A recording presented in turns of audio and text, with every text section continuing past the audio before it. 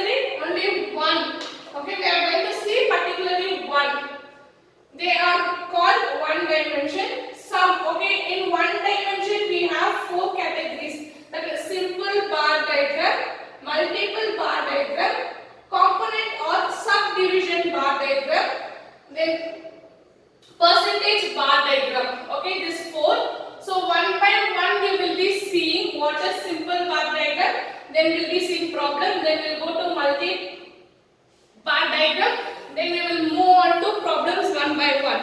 So today's class we will be seeing simple bar diagram. So simple bar diagram, okay. Now simple bar diagram is here to represent the data rectangular bar. What it is? It is a rectangular bar of equal widths and height proportionally. So width will be equal and heights are proportional according to the data. And to the magnitude of the items are drawn with proper scale. So how we are going to draw here?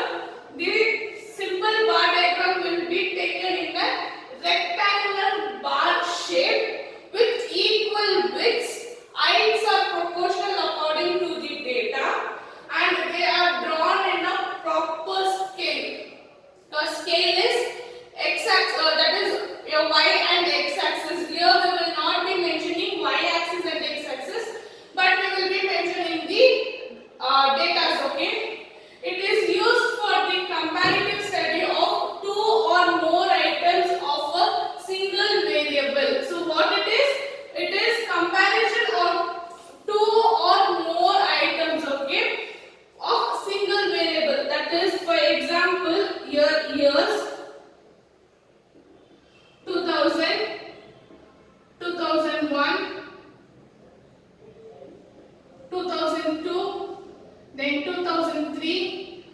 We have production. What it is? Production 50, 100, 75, 25.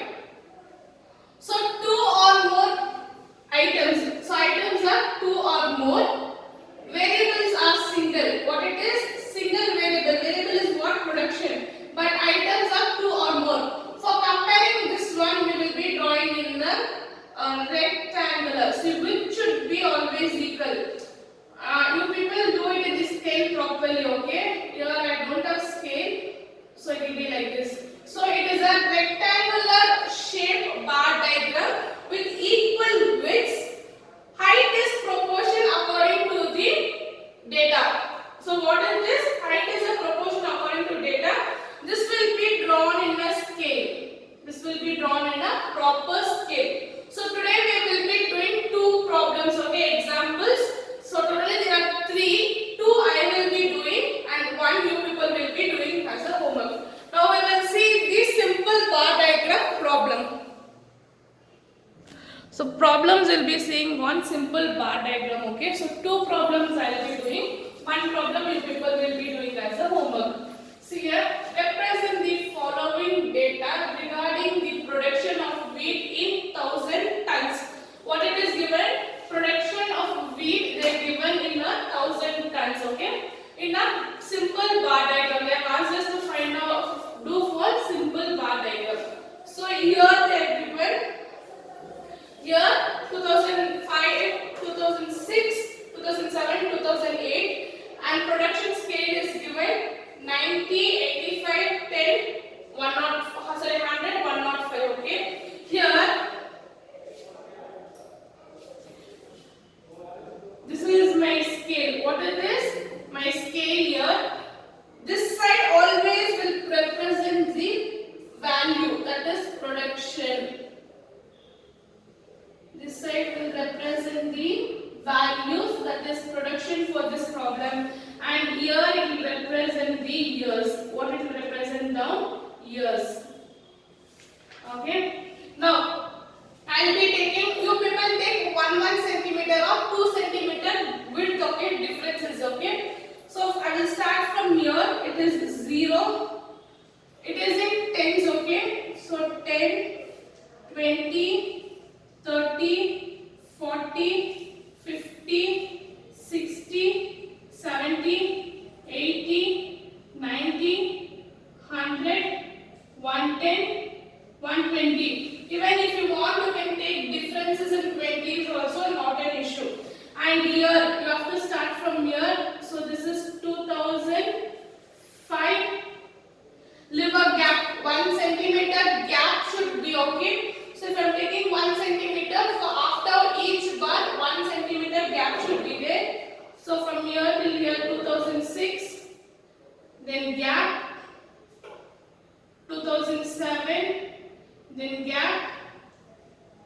2008. Okay, so make a proper width problem. Okay, so for 2009 5 it is 90 centimeter. Sorry, 90. Okay, for 90 I will draw a bar like this. Then for 2006 it is 85. 85 between 80 and 90. So 85. Then 2007 it is 100. So exactly 100. Then 2008 it is 105 between 110 and 100. So this is your simple bar diagram. Okay. If you people need, you can color the diagrams. Okay, for your better attractive. Okay, if you people need, you can color the diagrams, or if you want, you can give shape also for the diagrams. Not an issue. So here you have to mention here 90.